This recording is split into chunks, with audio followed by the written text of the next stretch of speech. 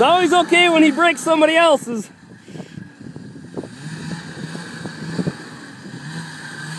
Here's Jesse attempting a high jump.